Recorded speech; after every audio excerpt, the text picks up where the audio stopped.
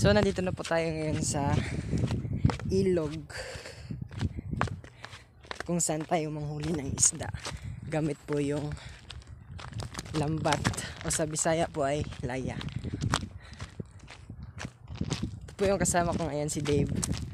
Siya po yung manghuli ng isda o yung gumamit po ng net, fish net para namin, guys. oh yan po, para po manghuli. At ito na po yung ilog.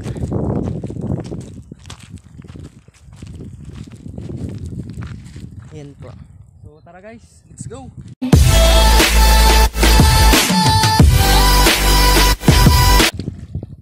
Yan. Parang yan na po. Wow, medyo ang circle ng hagis ni Dave dito sa ilog. Ayan po. Parang may nahuli siya.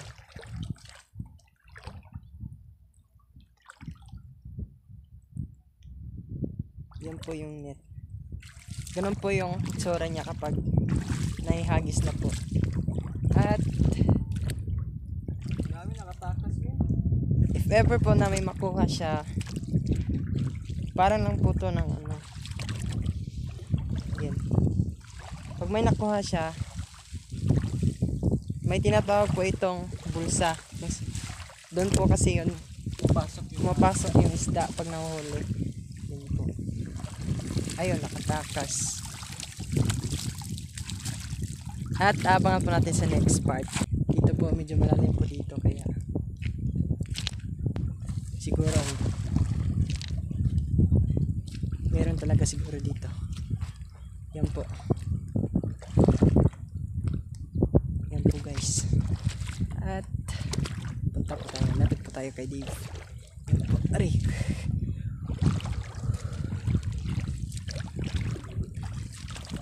Wala pa rin.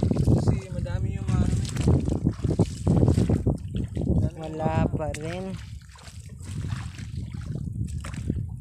Dami sana ako. Daming sabit. Makukuha kasi madaming sabit.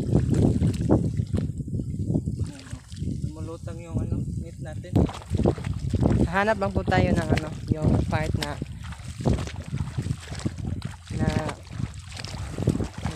maganda. Yan po. Dito po. Yan po.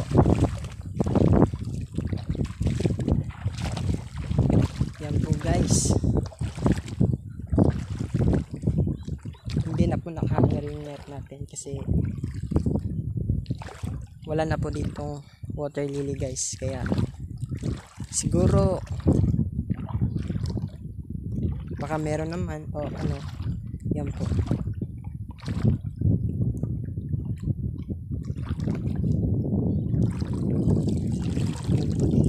Kinakapa namin kasi yung mga isda na paka-agresibo. Baka di na-trap sa net, kaya po check lang po, dino-double check lang po, baka tapos ilalim na yung isda o naipit lang. Yan.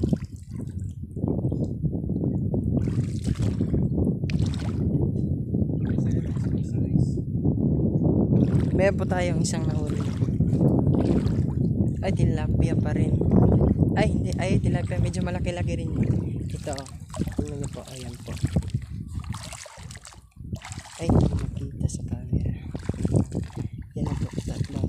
Diyan po ng part. Oh, yan po.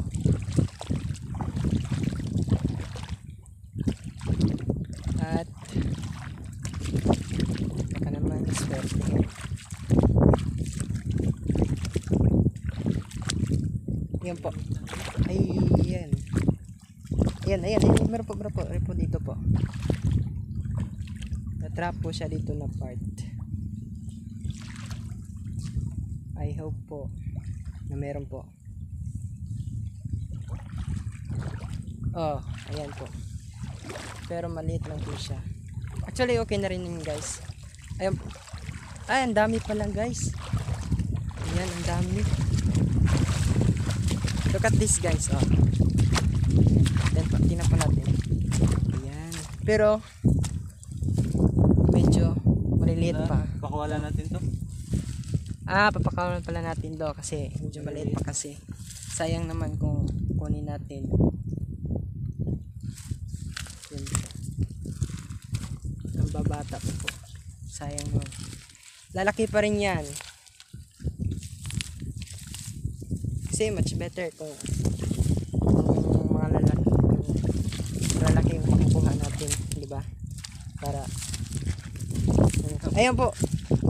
Medyo malaki. Pwede na rin to. Ayan po. Ayan po guys. Ayan. Ayan. Yun. Ang daming nakuha ang hagis yun tapos Sisigang natin yan guys. Tara, lipat tayo ibang spot guys. ito naman tayo. Ito guys, may nakita na po tayong spot. Ayan po. Nagre-ready na po si Dave. Ayan po. Tinap natin. Oh. Ang bilog. Ang bilog. Ang bilog ng net. Ayan po guys.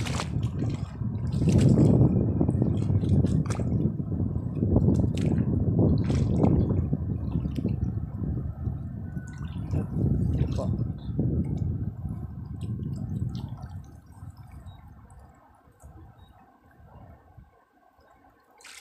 Kaso lang parang walang laman. Subukan po natin sa kabila, sa iba po. Baka po. So mas mabuti pala guys kung yung tubig ay maputik para po di po tayo makita sa isda. Kasi po yung isda pag nakikita po tayo, ayun, tatakbo. Kaya mas mabuti kung medyo hindi po malinaw yung tubig. Yan po, dito po. Medyo malinaw rin po yung tubig. Guys. Bisaw ba? Bisaw, bisaw. Aman. Ano yan, nunod? Isa. Okay, bantay na, bantay na. Ito po guys. Mabantayan ko po dito. Nakabit. Meron po tayo kasing tinatawag na gisaw dito sa in terms of Bisaya. Banak. O banak. O, banak. Ayan po. Dito po na side, parang pumapasok po dyan. Tinatawag na gisaw. Kaya, Banak guys, banak. dito po. Hagis nyo po dyan. Yan po. Yan po. Yan po. Yan po. Yan po. Yan. Yung mga tilapia, nagsisteady lang. Yan po. Medyo malaki na rin yung iba guys. Kaya meron po siyang hinabol doon. Titingnan na po natin. Sundan po natin si Dave. Medyo magaling rin siya sa paghahanap din ng spot eh. Tagal na rin niya itong hilig guys. Since lockdown. Kaya dito po kami pupunta sa ilog para ang isda. This part kasi guys, yan po kasi nahanap natin yung natawag na isaw o banak. Yan po dito po. Nahabol niya po yung isda guys.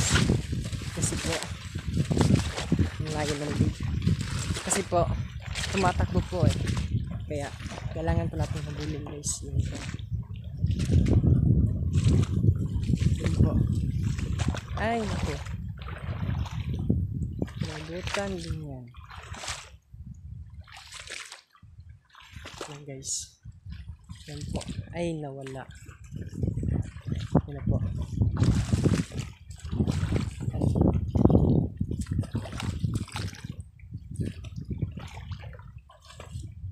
Ang ganda ng area dito guys. So yan po. Hindi niya gaano ginakasan yung hagis niya guys kasi nasa harapan na namin yan minsan.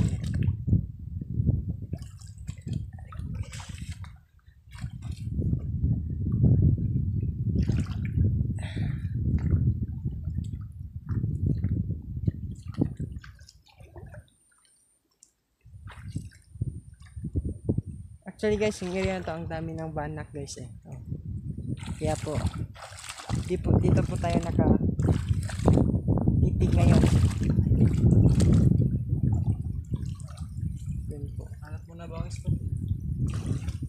Hanap na tayo ng bag guys. Yan po guys, may nahuli po tayong tilapia. Hindi na videohan. Kaso lang po, diet po natin nakunan ng video. Yung paghagis niya po, sayang. Tsaka guys, malaki-laki rin to guys. Actually, di gaano kalaki, pero pwede na rin. Ayan po. Kitang-kita po, kahit malayo. Kaya, siguro malaki rin yun. Ayan po, ang dami po kasi. Isda ito, yun po. Kung ang tilapia na to ay native. Native tilapia po to. Kaya po, native po yun, yung tawag dito po. Ano ba yung... Punta naman tayo sa ibang spot. Yan po guys. Ayan. Ayan, may nakatakas. Ito po.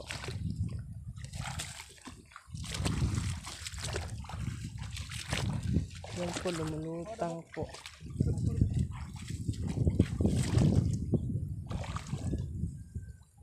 Parang may nahuli si Dave.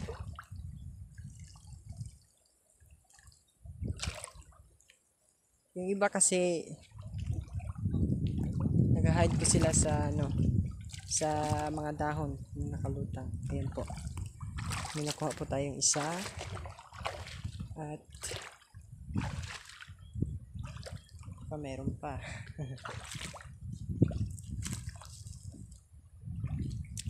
Yan po guys. I-double check pa lang po natin bago po natin kukunin yung net. Para siguro makasigurado tayong walang makatakas na isda. Baka naman meron pang naipit sa ilalim. Yan po. So ngayon po guys, gawa po tayo ng apoy. Pero nahuli po kasi natin yung guys, medyo maliit lang. Madalang lang, ano. Kaya sa susunod siguro susubukan namin ng maayos para po makahuli kami ng medyo marami. Watch it!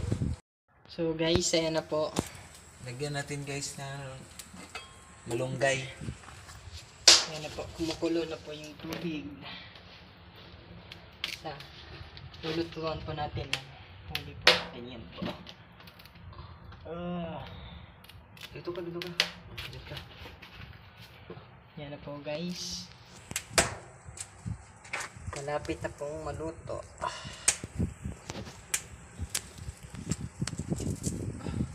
So dapat guys, aabangan nyo yung next vlog namin. Survival mode. Kachin cooking yung gagawin namin next guys. Yan po. Aabangan nyo lang po. Like and subscribe. Yan. Yan po ay sibuyas. Lalagay po natin.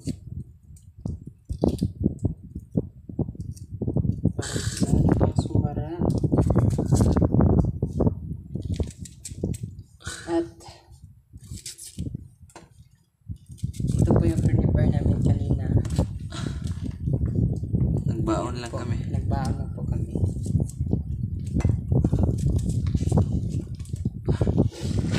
Lapit na po maluto guys. Ayan po. Actually masarap talaga itong gantong klaseng pagluluto guys. Homemade. Parang nasa camping.